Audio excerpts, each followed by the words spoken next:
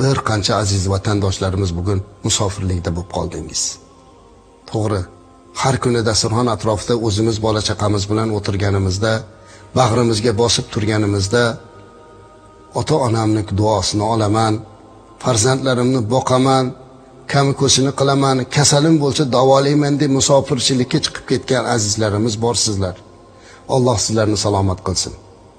Lekin sizlarning qalbingizga bir xursandchilik beray.